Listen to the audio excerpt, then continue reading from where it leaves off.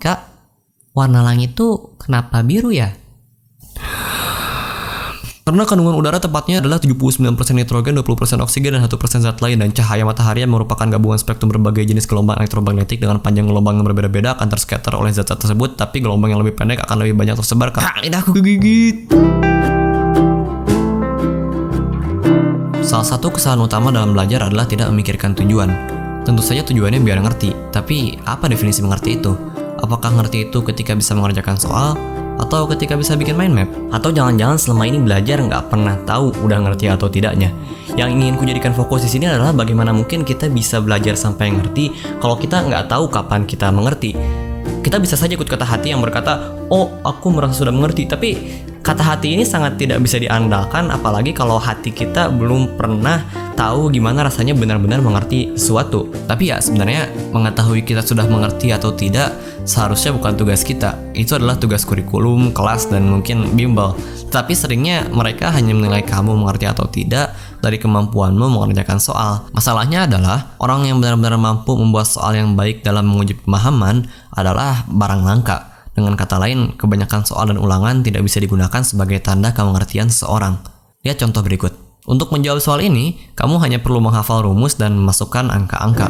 Tetapi kamu tidak perlu benar-benar mengerti apa maksud rumus ini, dalam kondisi apa volume O2 bisa dihitung seperti ini, dari mana datangnya 22,4, dan seterusnya. Walaupun ini soal SMA, anak SD pun bisa diminta menghafal rumus dan mengerjakan soal ini. Sekarang bandingkan dengan soal yang berikut. Soal ini hanya bisa dijawab jika kita tahu bahwa tekanan berbanding lurus dengan jumlah molekul dalam mol, bahwa ini adalah kondisi ST dengan 2 kali tekanan STP, apa hubungan bilangan Avogadro dengan mol, dan sifat gas dalam sebuah tabung tertutup. Nah, balik lagi ke fungsi kurikulum, kelas, dan bimbel, mau nggak mau kita harus agak melupakan fungsi mereka dan berusaha belajar lebih mandiri jika kita ingin benar-benar mengerti.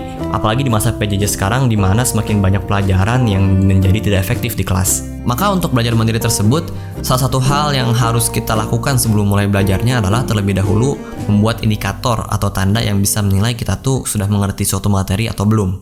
Lalu indikator atau tanda apa yang bisa kita gunakan untuk mengetahui kita sudah ngerti atau belum? Ya sebenarnya bebas, tapi dalam video ini aku hanya akan spesifik di materi-materi yang berurusan dengan angka, umumnya seperti fisika, kimia, matematika, ekonomi, dan mungkin biologi. Salah satu cara untuk menguji pemahaman yang lumayan keren adalah caranya Profesor Jonathan Gruber, seorang profesor ekonomi di MIT, yaitu dengan 3 level ke mengertian suatu materi. Level 1 adalah MOM test, level 2 adalah curve test, level 3 adalah computing test. Misal kita pelajari suatu materi, MOM test atau tes ibu merupakan tes sederhana di mana kamu menjelaskan konsep utama materi tersebut dengan bahasa sesederhana mungkin hingga ibumu bisa mengerti.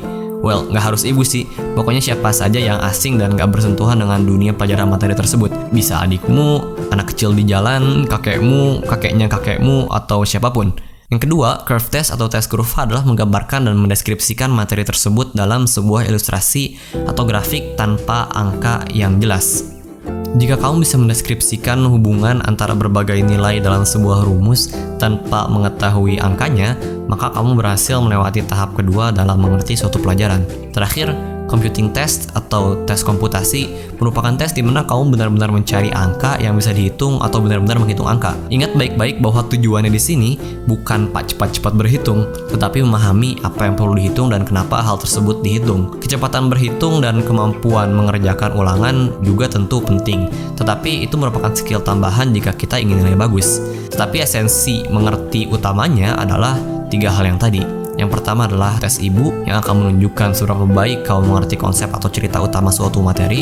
Yang kedua adalah tes kurva yang akan menunjukkan seberapa jauh kamu mengerti ilustrasi atau korelasi submateri yang spesifik pada materi tersebut. Dan yang ketiga adalah tes komputasi yang akan menunjukkan tingkat kemengertian kamu ketika mengerjakan hal-hal yang sangat spesifik terkait materi tersebut.